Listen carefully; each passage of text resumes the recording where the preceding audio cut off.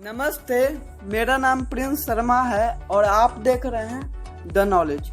आज के इस वीडियो में हम जानेंगे ट्रेन की रफ्तार तेज होने पर भी ट्रेन पटरियों से क्यों नहीं उतरती है और ट्रेन के डब्बों के अलग अलग पार्ट के बारे में उनके नाम जानेंगे और भी ट्रेन के बारे में इस वीडियो में जानेंगे।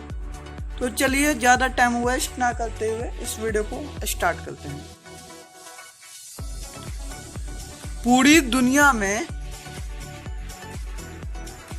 लंबाई के हिसाब से भारतीय रेल सबसे ज्यादा दूरी कवर करने वाली रेल है।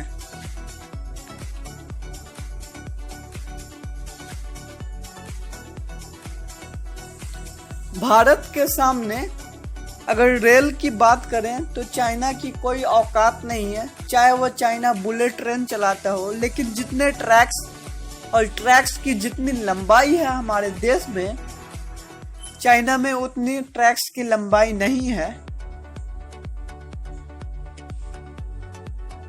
भारतीय रेल हमारी भारत की शान है और लाखों लोग हर रोजाना इस ट्रेन से एक जगह से दूसरे जगह जाते हैं, काम के सिलसिले में, शिक्षा के सिलसिले में और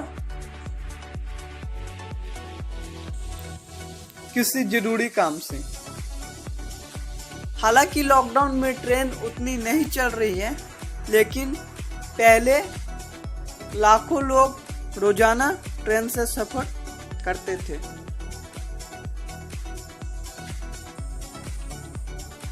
आप इस इमेज को देख पा रहे होंगे। ट्रेन की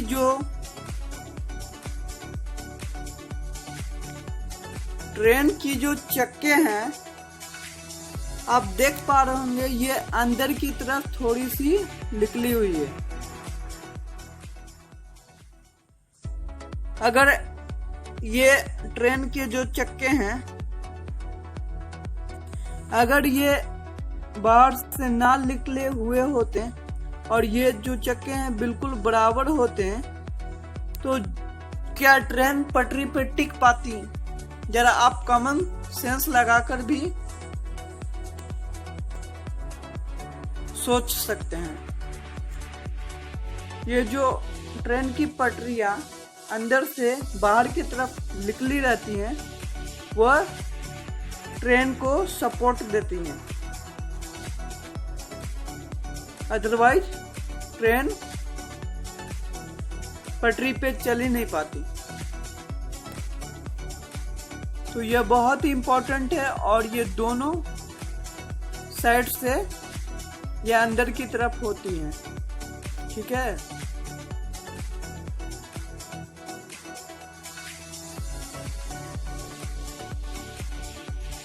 और ट्रेन के ये जो चक्के हैं जिसपे कि पूरा का पूरा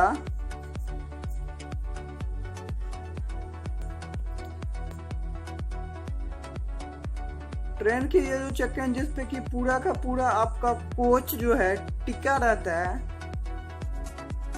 इसको हम क्या बोलेंगे? बोगी। इसको हम बोगी बोलते हैं, ठीक है।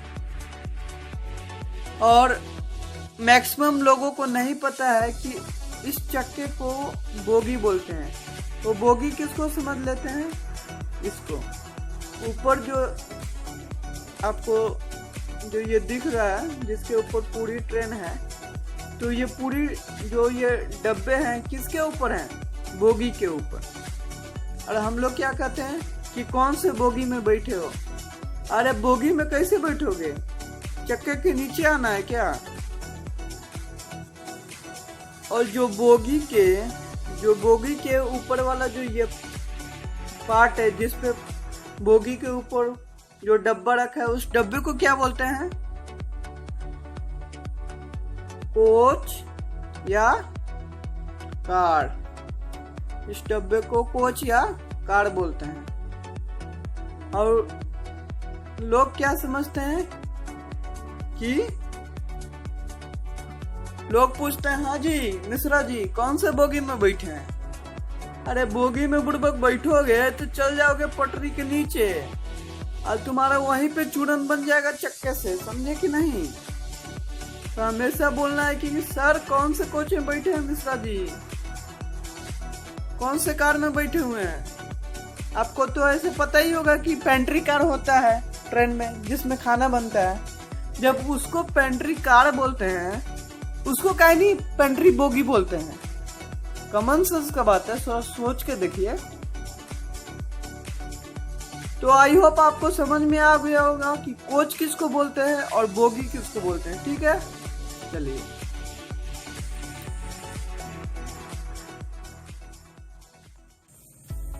आप इस इमेज में देख पा रहे होंगे कि बोगी किसको बोलते हैं। जो चक्के होते हैं एक डब्बे में कम से कम 4 इधर 4 इधर चक्के, कुल मिला के 8 चक्के होते हैं। ठीक है, तो जो 4 ग्रुप का जो चक्के होते हैं उसी को हम लोग बोलते हैं बोगी, ना कि बोलते हैं डब्बे को। डब्बे को बोलेंगे कोच, ठीक है, या फिर कार। और ट्रेन के अब ये जो कोच है कोच के अंदर आते हैं। ठीक है, कोच के अंदर आप देख पा रहे होंगे इस तरीके से, आपने कई बार देखे होंगे ट्रेन के अंदर अलग अलग, मतलब कि एक कोच में एक कार में अलग अलग कंपार्टमेंट होते हैं। कम से कम एक कोच में ना भी हो तो 5-6 कंपार्टमेंट तो होते ही हैं। आप एसी में जाएंगे तो इसका जो स्पेस होता है सीट का एसी में यहाँ पे कम हो जाता है। ठीक है, ये जो स्पेस है कम हो जाता है। और जनरल बोगी स्लीपर में जाएंगे तो स्पेस ज्यादा मिलेगा। क्यों? क्योंकि लोग ठूस ठूस के बैठते हैं, आपको तो पता ही होगा। और कंपार्टमेंट किसको बोलते हैं? दोनों सीटवा को मिला के और ऊपर वाले दोनों सीटवा को मिला के, और इसके ऊपर भी 2 सीट रहता है। मतलब एक साइड में आपको 6 सीट होता है। ठीक है, और इधर आपको मिल जाएगा 2 सीट। ठीक है, तो 6 दूनी 8। तो टोटल आपके कंपार्टमेंट में कितने लोग बैठ सकते हैं? एक बार में 8 लोग। लेकिन सोच रहा, जब स्लीपर में जाते हैं चाहे जनरल बोगी में जाते हैं तो 8 लोग के जगह कितना लोग होते हैं वहां पे? 28 लोग, है कि नहीं? सही बात है ना? और वो एसी में जाइएगा 3 एसी में, 2 एसी में, 1 एसी में, तो आपको इसको बोल देंगे केबिन। ठीक है, उसमें क्या बोलेंगे? केबिन।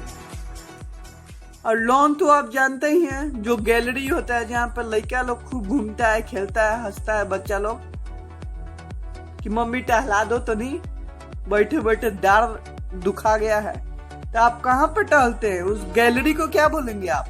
लॉन बोलेंगे, लॉन। ठीक है, और कूप होता है, कूप। कूप किसको बोलेंगे? जो साइड में आपका जो होता है, जैसे कि यहाँ बता देता हूं मैं, ये जो आपका साइड वाला जो बर्थ है इसको बोल देंगे हम कूप। ठीक है, इसको बोलेंगे हम कूप।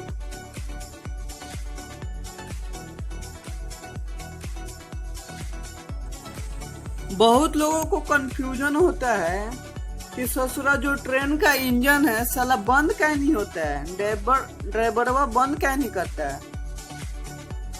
अरे भाई, बंद करने में चालू करने में थोड़ी ना झंझट है, झंझट कहीं और है।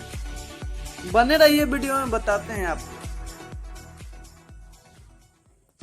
इंजन को ऑफ करने में और चालू करने में कोई झंझट नहीं है। ठीक है, झंझट क्या है कि मान लीजिए कि ड्राइवर एक बार इंजन बंद कर दिया, मान लेते हैं कि 1 घंटा तक गाड़ी स्टेशन पर रहेगी, 1 घंटा लेटे हैं, ड्राइवर बंद कर दिया बेचारा, सोचा कि बेकार में डीजल जलेगा, बंद कर देते हैं। तो उसके बाद जब चालू करने जाएगा तो रेल की तरफ से एक इन्वेंट्री मिला रहता है। इन्वेंट्री क्या होता है? इन्वेंट्री एक प्रकार का पेपर होता है जो कि अलग अलग आइटम का लिस्ट होता है, उसको हम चेक करते हैं मैनुअली, फिजिकली, उसी को हम बोल देंगे इन्वेंट्री। तो ड्राइवर को एक इन्वेंट्री बनाना पड़ता है इस तरीके से, और हर आइटम को, इंजन के हर एक आइटम को यहाँ पे चेकआउट किया जाता है कि साला इंजन ठीक से काम कर रहा है ना। यहाँ पे इंजन में देखिएगा चक्के के पास एक सैंड बॉक्स बना रहता है, जो कभी चक्का स्लिप करता है ना तो उसमें से बालू फेंक देता है स्विच दबाने पे, तो चक्का स्लिप नहीं करता, ठीक है। तो ये सब बहुत तामझाम रहता है, उस तामझाम को क्लियर करना पड़ता है, ठीक है। इंजन के सारे इक्विपमेंट को ड्राइवर के द्वारा चेक करना पड़ता है कि भाई सारा इक्विपमेंट जो भी है इंजन का सही से काम कर रहा है कि नहीं, गुड वर्किंग कंडीशन में है या नहीं। चाहे वो 1 घंटा पहले चली क्यों ना रहा हो, फिर भी उसे दोबारा चेक करना पड़ेगा।